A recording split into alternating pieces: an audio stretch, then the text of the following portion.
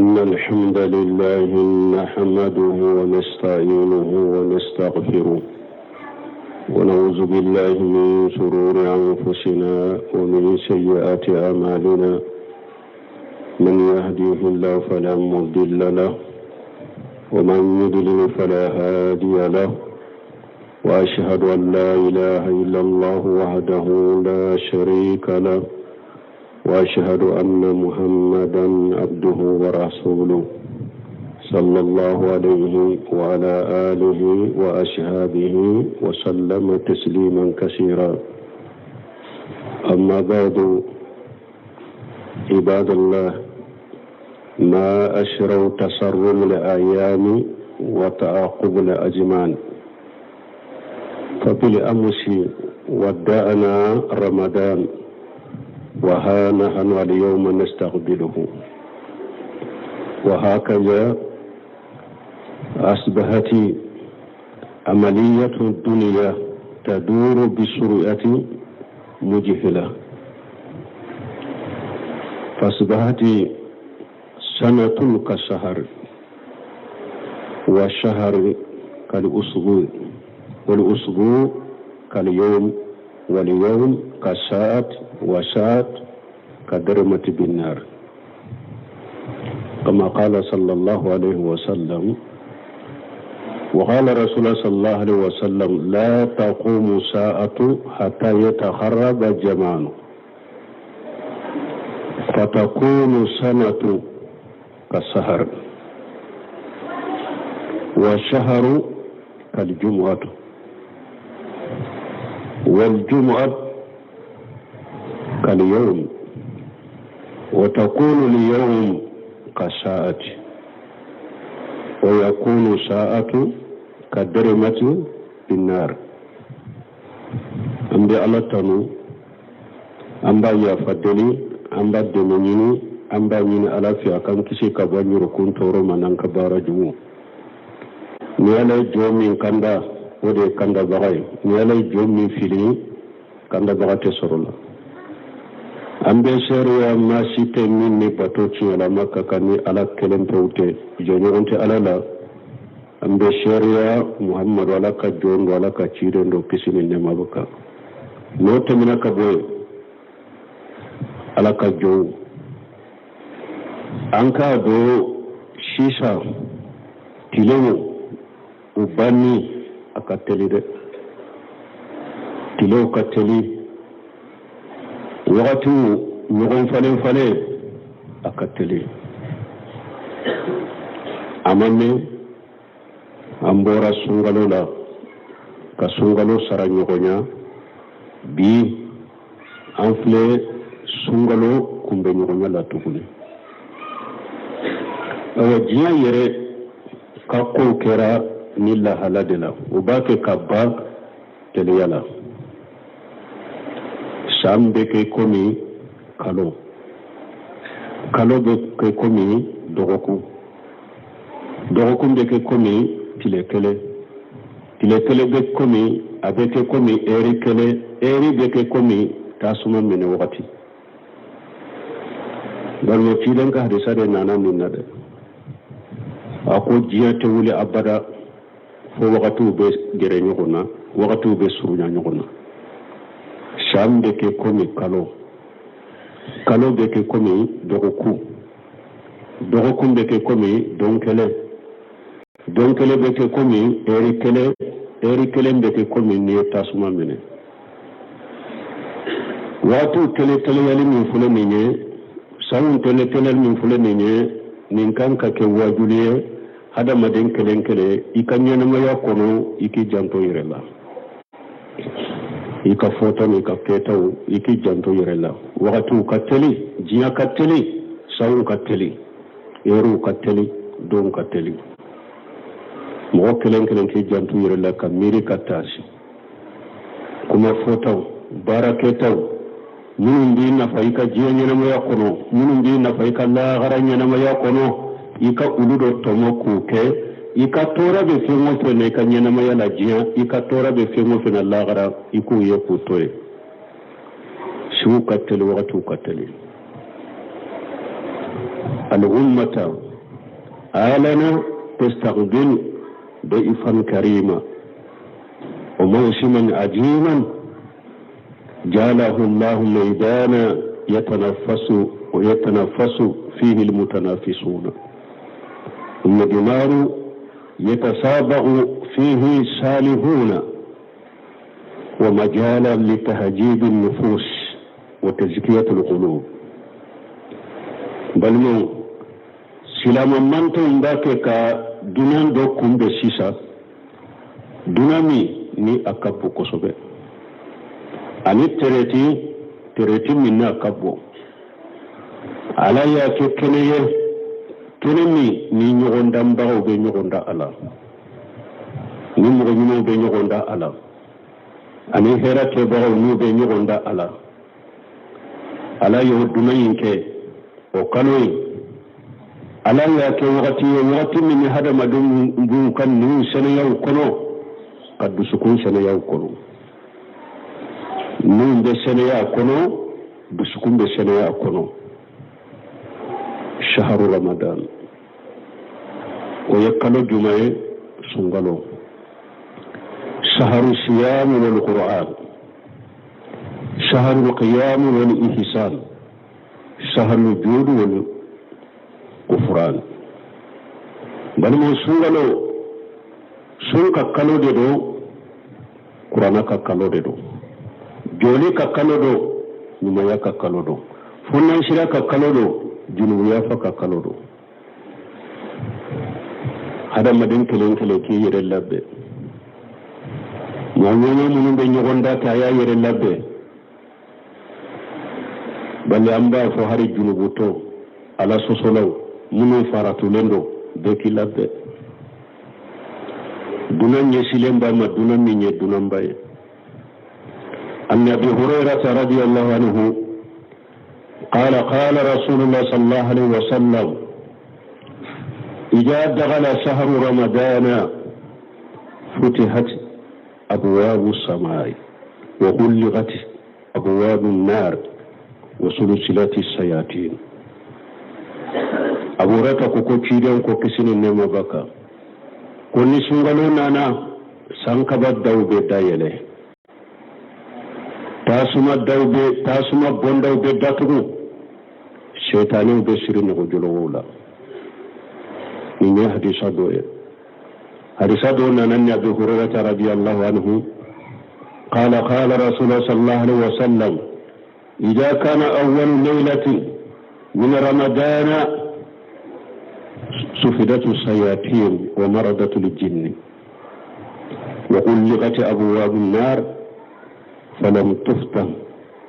منها باب وفتحت أبواب الجنة فلم يغلق منها باب وينادي المنادي يا باغي الخير اقبل ويا باغي الشر اقشر ولله أطهاء من النار وذلك في كل ليلة أبو ريتا كو تشيدون كو نسونغالو دونا دبي سونغالو سوفلو شيطانيو بمنا كوشري أني جنة كنا جلو سونغالو دبا سوفلو شيطانيو بمنا كشري أني جنة كنا جلو وبمنا كشري تاسما بوندا ببدا تغو da kelente yelala abebe datu arjanna bunda bebe dayele da kelente tugu ala wala ni kala dobe wala ni kay awa hera nyini naw aya nyeshi de akana hera nyini naw aya nyeshi akana bone nyini bagaw aw kaddan sirala wala ni kala dobe wala ni ka berni mfo awa sungalo depuis don folo fokata ba do be alaba ka jondo kan horonya ka bo jannaba tasmama balma ni sungalo bayi asumbe ke sababu ka hada maden ni senaya kalli man ya jiri ka alanya siranya dima qala ta'ala ya ayyuhal ladina amanu kutiba alaykumus siyam kama kutiba alal ladina min qablikum lallakum tattaqun alakum mu'minun ne ala yesun ka fardaye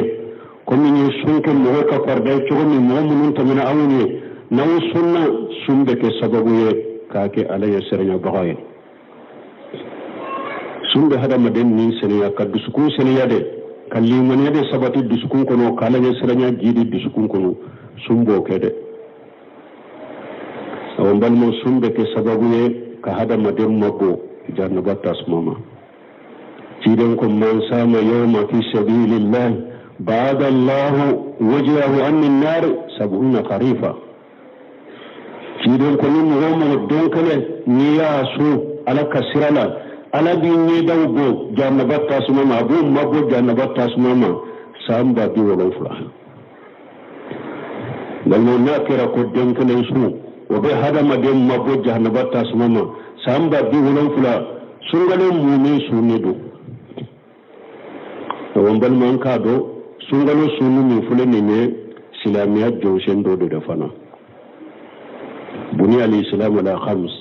shahadatu la ilaha illallah wa anna muhammadar rasulullah wa iqami salat wa ita'i zakat wa sawm ramadan wa hajj al-bayt min ista'ila sabila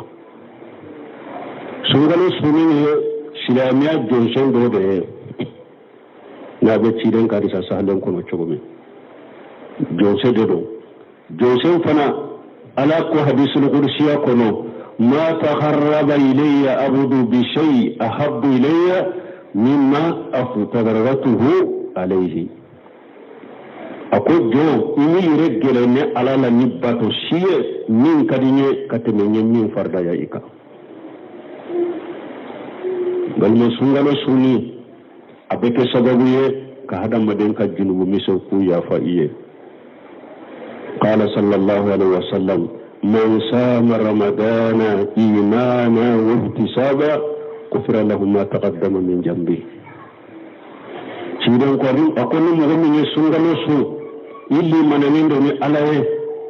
كاسوني لي من ياي كاسو فنا إبادو فنا كو على بسر الله غرا يوم القيامة دو كو أبك سببه جنوب بلا كو جنوب ميسي على بابي يافايه bika junubu be yafa bal mo sungalo suni sirade do katari jannama de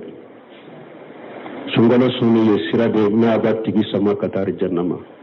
qala sallallahu alaihi wasallam inna fil jannati baban yuqalu lahu rayyan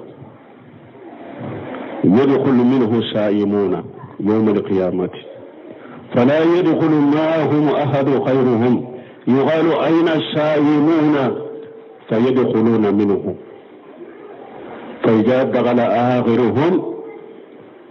يغلق فلم يدخل معهم أحد حديث سهل كنو كيدن كو أكو بندا دوبه أرجانا كنو كو بافو أما كوريان كو أرجانا بندا دوبه أرجانا لا كو بافو بندا إما كو أريانو كو بندا sumbaxaw de be do kono ko mogo site do arjanna ka bonda min arayanu ye mogo site do a kono ni sumbaxaw to yomal qiyamah do o ba ko sumbaxaw be mi ni sumbaxaw nana no donna kono o be dani so mogo site do ka faruka donc sungalo sunni ye oye sirado kata arjanna ma arjanna doni balmo sungalo sunnin beke qur'ana munun be kala hada maden ka su ani ka qur'ana kala ubeke sababu de ka ala deli yawmal qiyamah do sidon ka siyam wal qur'an yusafiyani lil abdi akosu ani qur'ana ko be sunyani dunya ala deli de kay jonya yawmal qiyamah do sumba fontiki ala ne ya bali aka dumunima ana kan nin duwo ala atonne qur'ana bafo ntigi ala ne ya bali aka sufe sunuma ala atonne tido ko fulabe ala daliye ulube sungalo kono bal mo sungalo kono na ana to fule min fa samanta chaman bala asunni fargaye a joli sunnaye shirin ko afusu salama wati muta'ama وصلوا بالليل والناس نيام ادخلوا الجنة بسلام في دون كو يفودي جنساني نغنشي أكا قوة لدمني أكا صلي سوفللا كمغو توتو سينغلا أبدو أرجنة كنو نكشي من قام رمضان إيمانا واحتسابا غفر له ما تقدم من ذنبه hadisa dola ciden ko ni mo min sungalo jo alaye kan nafila alaye ni yirelli manalin bala idalen bala ko ala de ya awa ake sunna yika ibadu ala bi sarala fana ko abeke sababu ki ka julgo misaw ya fa iye ko mbal mo sungalo ko nala misiru an kata salli jama misiru la ni sallira almami no fe ikato almami no fe fo salli be ka ba nyana yibo braji soro hari ni subbe ke sino la fana ala be sufela mume braji fana dima nafila la inna rajula idha sallama al-iman hatta yansarif usiba lahu qiyamul layla riwaya dola kutiba lahu qiyamul layla fiden ko mo akoni tara misrila isallira kafara limamika foka tasalli be ba'inyana ko sufela mume baraji nafila baraji wore ko ala bataka dima ni hadisa sale an kan jija sungalo kono la balma sungalo kono la an kan jija formen shirya wala ani nyuma yaw balma sungalo an kan ka kumbe ni munye ko damado be an ka sungalo kumbe ni onani oye afolo ye munye an ka tubi ka an ka jurgu la munun temena sungalo kan ka seniyalen so wa tubu ila allahi jami'a أيها المؤمنون لعلكم تفلحون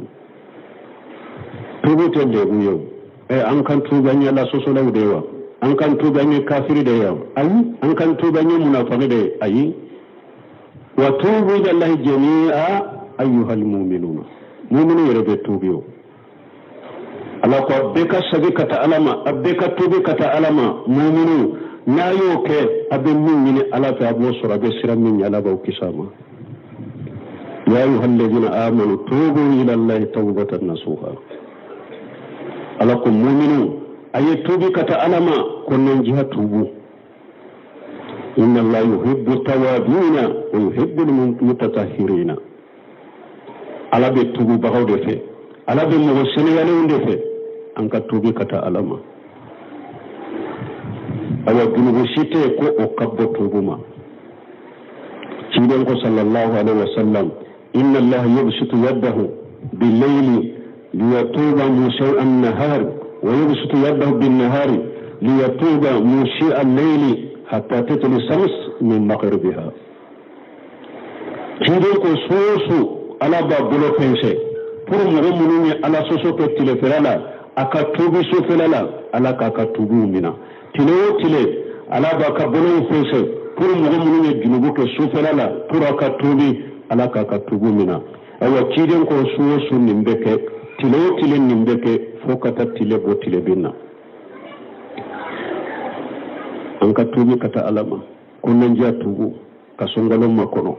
barakallahu li wa lakum fil qur'ani al hakim wa nafani wa iyyakum bima fi min al dhikri al hakim aqulu qawli hadha wastaghfirullah li wa lakum wa lisa'iril muslimin min kulli dhanbi wastaghfiruhu innahu huwal ghafurur rahim.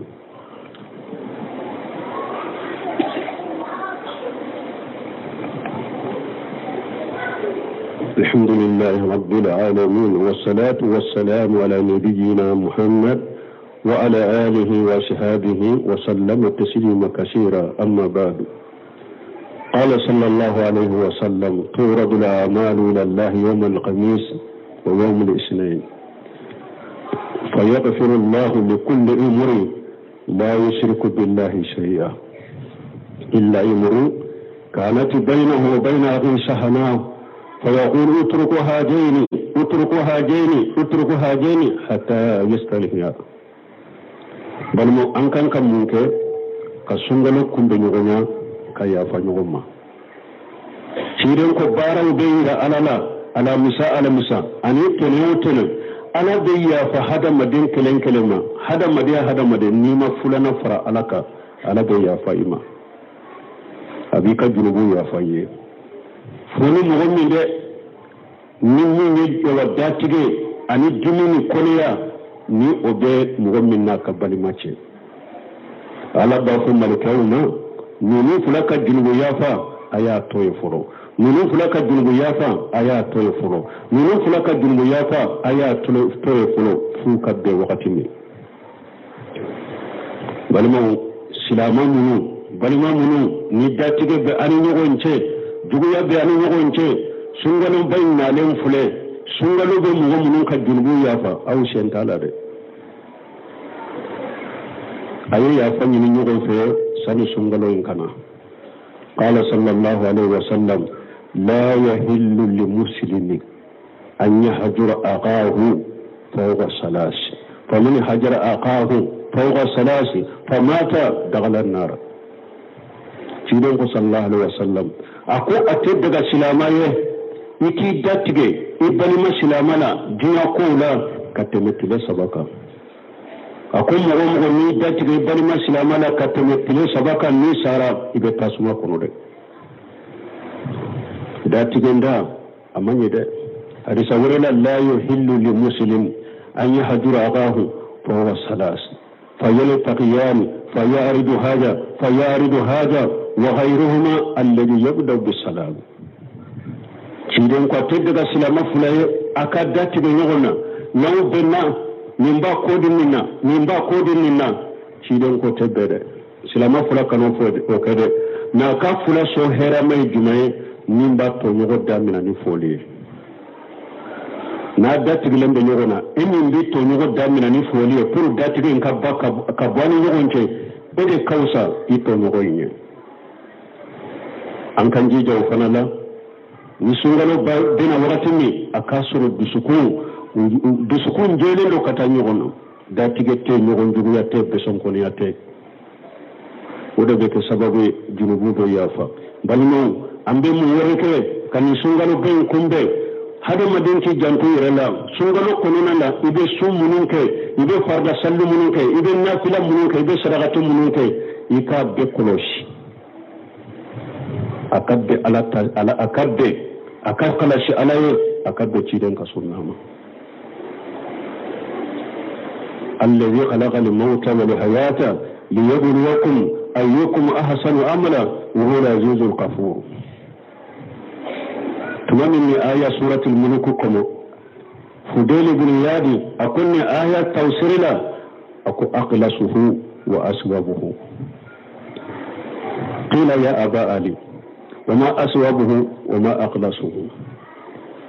قال إن الأمل إذا كان خالصا ولم يكن صوابا لم يقبل إذا كان صوابا ولم يكن خالصا لم يقبل حتى يكون صوابا وخالصا الخالص أن يكون لله وصواب أن يكون للسنة وتلا قوله تعالى فمن كان يرجو لقاء ربه فليعمل عملا صالحا ولا يشرك بعبادة ربه أحدا فضيل بن ياد آية توسيري ليبلوكم أيكم أحسن عملا أكو بارا سوما أني بارا قلسلي كو ألا كمبودي مدي بارا باتي بارا چامن تدي ألا يسيادا كنينا ما يادا پورو كولا جربي من كبارا كني أكو بارا نمي بارا سوما أني بارا قلسلي أدون فلو يتوقع كو آلي وكو آلي فا بارا قلسلي مي بالا سوما فنأي جمعي أكون نبارا خلاص عليه أما كسبابه أتمنى نبارا كرا سبابه أما خلاصي أتمنى أكون بارا خلاصي ده أكاك سبابه خلاصي مني بارا كاك على كما أن يكون لله خلاصي مني بارا كاك عليه سبابه مني أن يكون للسنة بارا كاك تيرن كسنة صلى الله عليه وسلم وكفى آية كلام ako alako ni mogon min be ala kunde ñogoña jigi yomal kiyama do i ka baara ke baara min ni te foyi fara ala ka baara ina donc sungalo bato munun bena nin ko fula an kan janto nin ko fula la de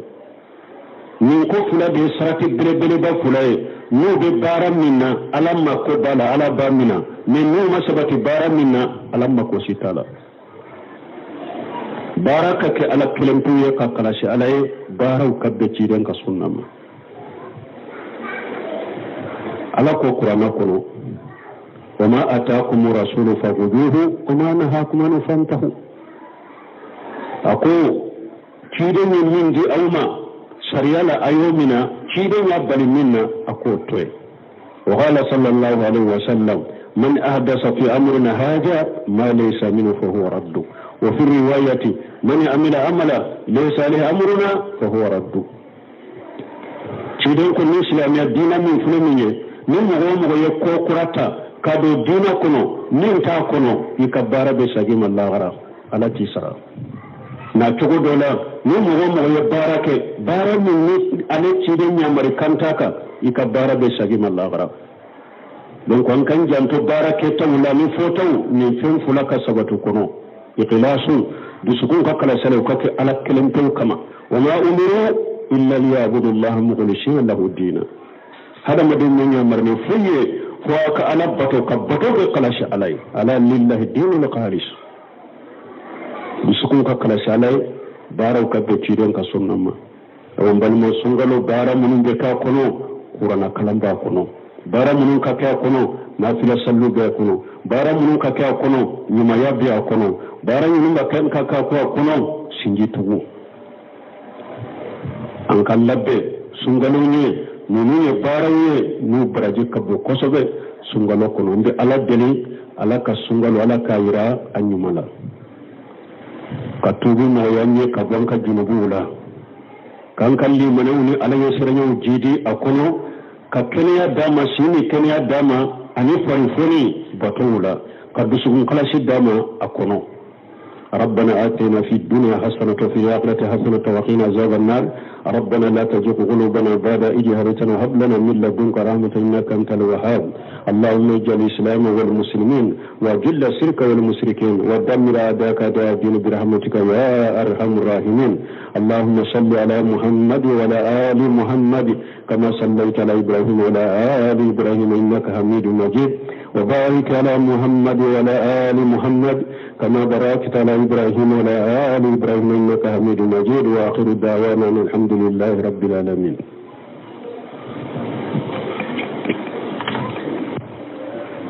إن الحمد لله نحمده ونستعينه ونستغفره ونعوذ بالله من شرور أنفسنا ومن سيئات أعمالنا من يهديه الله فلا مضل له ومن يضلل فلا هادي له وأشهد أن لا إله إلا الله وحده لا شريك له وأشهد أن محمدا عبده ورسوله